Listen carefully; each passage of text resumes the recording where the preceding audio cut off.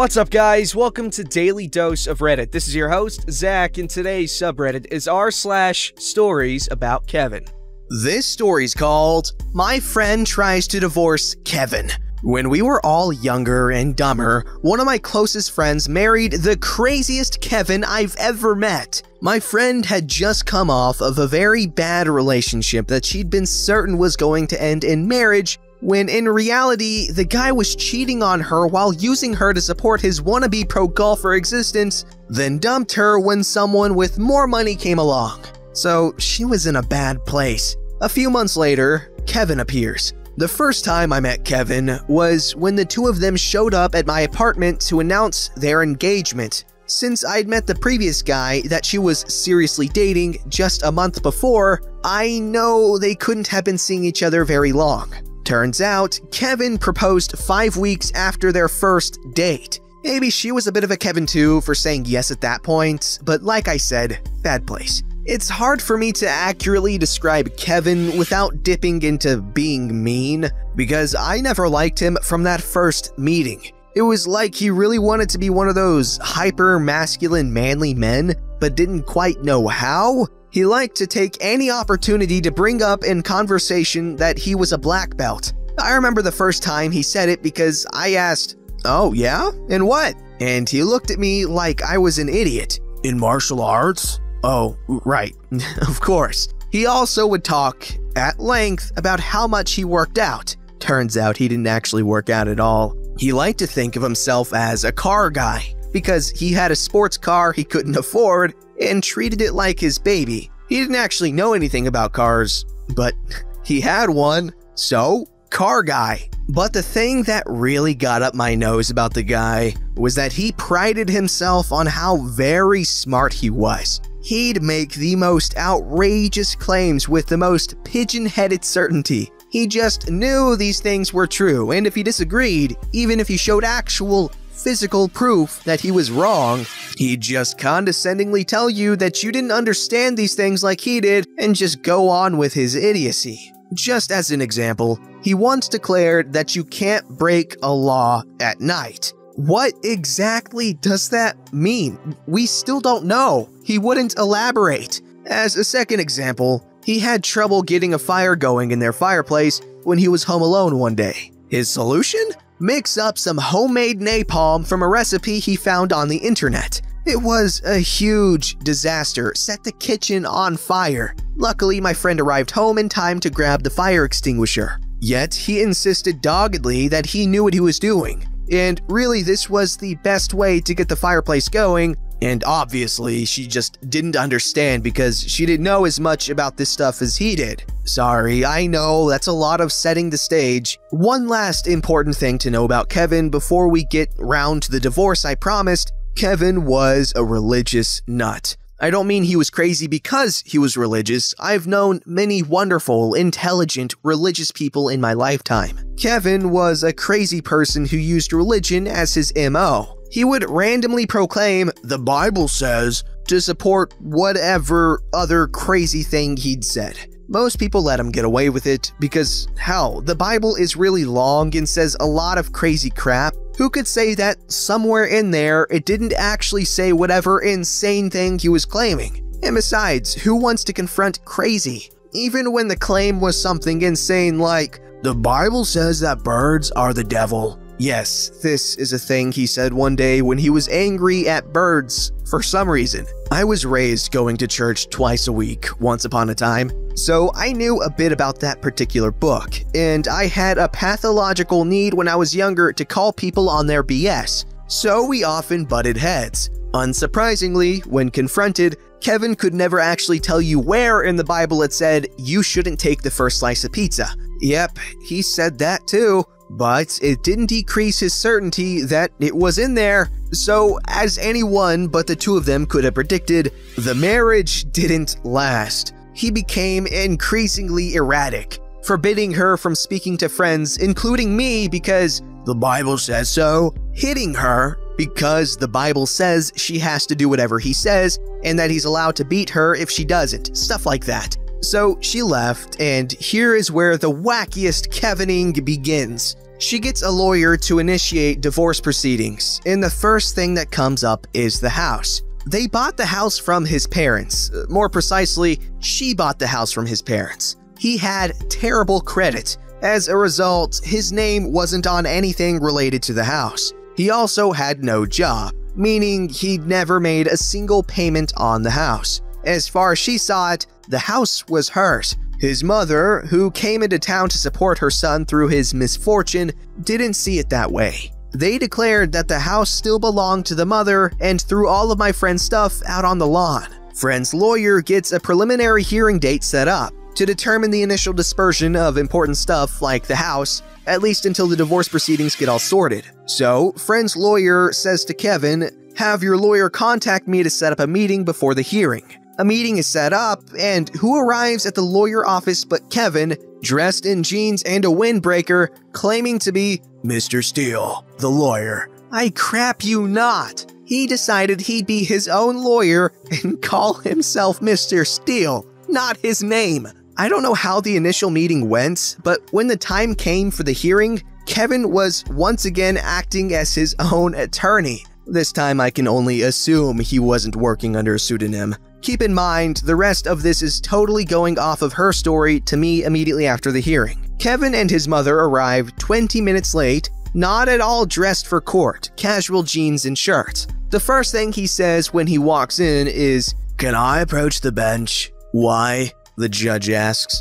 "Because I have some receipts." So, friend gets called to the stand. Her lawyer asks a bunch of questions illustrating just how crazy Kevin is and how bad things had gotten about the house and stuff. Then Kevin, since he's the lawyer, gets to cross-examine.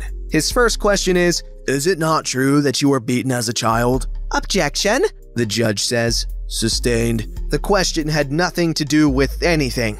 Other questions included, "Is it not true that you were seeing a psychiatrist and on medication for depression?" "No, it's not true." She'd never seen a mental health professional. Not sure if he thought he might trick her into lying on that one, or if he was so crazy that he actually thought it was true. He asked a bunch of other ridiculous questions, which led her lawyer to let him ask because they were completely out of nowhere and just helped prove to the judge how nuts he was. Then he takes the stand. Her lawyer gets him to admit to pretty much everything they said he did, because it was all true, but he refuses to give specific answers to some of the more serious questions. Not no, just doesn't want to give specifics. Then he gets to make a statement. His statement is how he doesn't want a divorce, and also she was abusive to him, such as pinching him once when they were on the highway. Also, the Bible says that she's his wife, so she has to do whatever he wants,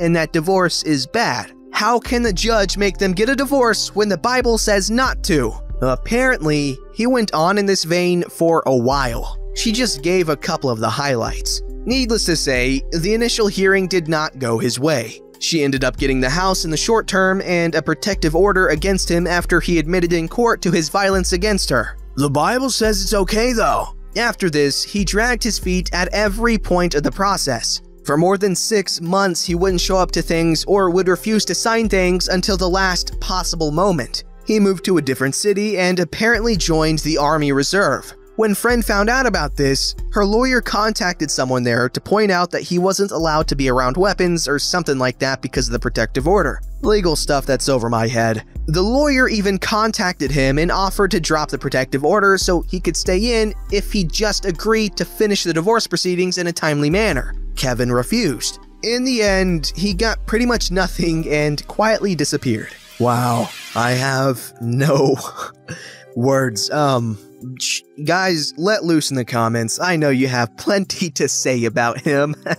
This story's called Stuck on an Island with a Kavina. Some time ago, I was in an organization teaching English abroad. When we were told which parts of the country we'd be sent off to, I was chosen to be with the Kavina of the group on a tiny island in the middle of nowhere. Crap. Here are some short stories about working with a Kavina. Apologies for the length, some of them require a bit of context to help you understand her shenanigans. Part 1. Training, or lack thereof. Kavina can't pay attention. She's a space cadet and can't focus on anything for more than a few minutes. When you call her name, she says, "Huh?" If you're telling a story among friends, a conversation she is a part of, and you mention her name in the story, she says, "Huh?" More than a few times, I'd been telling her something and watched her face go blank as she tuned out from the world. During training, we read some pamphlets and worksheets as a group. We would do popcorn reading, where one person reads a paragraph or two and then selects who will read next. When I read passages, I would always choose Kevina to read next. Huh? And each time, she was in a daze and on the wrong page. I got called out by others for being mean, but if you're being funded to do work abroad, thanks to your tax dollars, you should probably not have your head up your ass. Just a thought. Kevina can't stay awake. Every Monday through Friday, we had teacher training in the morning and language classes in the afternoon. During our language class, we'd get a 5-minute break and Kevina would be asleep on the dirty cement floor when we got back, officially useless the rest of the day. This was routine. When asked why she was so tired all the time, she said she woke up every morning to work out on the road outside her house from 3 a.m. until sunrise. Along a span of 30 feet back and forth, she'd do some jogging, side steps, and high knees. Basically a sports warm-up. How you make a 3-hour workout out of that is beyond me. To no one's surprise, she wasn't very good at speaking the language. Kevina is cultured. During training, we stayed with a local host family for 3 months. This was before we would be assigned to our permanent site for the next 2 years to do our job. Toward the end of training, we had one session about how immersed we felt in our community and rated ourselves 1 through 5 how we felt. A 1 meant you knew little about the culture or language and don't feel part of it at all, and a 5 meant you felt so integrated that you're basically another local. We all felt quite detached from the community because we were leaving in a week and we had been studying a new language. Most rated themselves a 2 and a few said 1. Kevina rated herself a 5. Part 2. At sight. Kevina goes stargazing. If you haven't seen a night sky in the remotest of remote locations, you really should. You can see the stars so clearly that you can see them twinkling red and blue. I pointed out a twinkling star to Kevina one night, and she disagreed and insisted it was an airplane. When I pointed out more of them, and that the first star had not moved after a while, she then said they're stationary satellites. Not satellites that orbit at the same rate as the Earth's rotation, but satellites that just sit there. Kevina understands local customs. The culture we lived in has a core belief in sharing everything. Everyone asks each other for things and is expected to share. It's frowned upon to be stingy, but wise folk know not to flaunt their valued possessions or else people will ask you for them and run you dry. A hot commodity is tobacco, sometimes for smoking, but usually for mixing with betel nuts, a local drug. Cigarettes cost about $5 a pack, and the average wage is about $1.50 per hour. When Kevina started smoking, she walked around the village with cigarettes tucked into her dreadlocks, one behind each ear, and smoking one at the same time. She complained about people always asking to bum cigarettes. Kevina forgets protocol. Our organization was very strict on water safety. We had strict training about safety because deaths at sea is the #1 cause of death in the organization, so don't screw it up. If we're caught not following the rules, we're instantly fired. We each were issued a satellite phone, life jacket, and locator beacon that sends an SOS signal if stranded at sea, and had to have them at all times when on the boat. We each signed our name to assume responsibility for them. One day, we went on a trip to another island. I was at the beach about to call my boss to report I was going out when I realized I didn't have my locator beacon with me. Kevina approaches, so I asked if by chance she had packed her locator beacon. She didn't understand. You know, the neon yellow thing that sends a distress signal if we're stranded? Nope, never heard of it. I begrudgingly went home to retrieve mine and showed it to her. She claims she's never seen it before in her life, and admin must have dropped the ball by never giving her one. We had about 1 month left in our 2-year assignment then. Kevina does group therapy. A really bad typhoon hit our island, unfortunately. Myself, Kevina, and a few others were evacuated to the mainland days before it arrived. It was refreshing to be on the mainland, and we enjoyed burgers, beers, and comfort, until we saw the storm picked up to 160 miles per hour, and was headed straight for our islands with poor infrastructure and limited resources. We were hit with guilt for living in luxury while our community's lives were in danger. The day before the storm hit was a stressful time, and we were feeling very sad and scared. So we had a group session to talk and be there for one another. To start it off, we talked about ground rules like respect others' opinions, don't interrupt, and so on. During this, Kevina does a Dwight Schrute and blurts out, "Question, what if you don't feel anything?" Catastrophic events affect people in different ways, and I think she just didn't know how to process the way she was feeling, but her poor choice of words was not well received by the group and stirred up some drama. Kevina gets an apartment. Kevina stayed in an apartment on the mainland for a short time. Around when she was leaving, I got a bad infection in my toe that spread, so I had to be flown to the mainland hospital. I needed a temporary place to stay, so I just took over the apartment. She, moved out before I showed up, but it looked like she had just went out for the day and decided not to come back. She left the air conditioner on for over a week. Over there, they burn diesel fuel to power their generators. Terrible, I know. And electricity costs $6 per kilowatt. I'll let r/they did the math calculate the cost of that mistake. The apartment reeked of cigarettes, though the apartments were non-smoking, and there are really nice front and back balconies. She denies having smoked in the apartment. Maybe she was being honest, and the lone culprit for the smell was the extra-large glass salad bowl filled nearly to the brim with cigarette butts on the kitchen counter. She not only left cigarette butts, she left behind dirty sheets on the bed, a few random clothes, some random items, and an Amazon package containing an expensive portable speaker. I saw the invoice inside, and the cost of shipping was almost as much as the speaker itself. In my own Kevin moment, I left the back balcony door unlocked and somebody stole it. Kevina never remembered it, and I kept my mouth shut. I wanted pasta my first night. Dirty dishes were left in the sink, and there was no sponge in sight, until I saw from my angle a sponge sitting atop the bathroom sink. Considering it to be my lucky day, I grabbed the sponge and ran it underwater in the kitchen sink, only to realize both my hands and the dishes were covered in tiny prickly hairs. She left her body hair shaving scrub for me to discover, and they were not easy to remove. I think I'll end it here, as this post is already quite long. I have other stories, including one where Kevina tries to start beef with me if you're interested. Wow, Kevina is one ditzy individual. But yeah, that sounds insanely frustrating.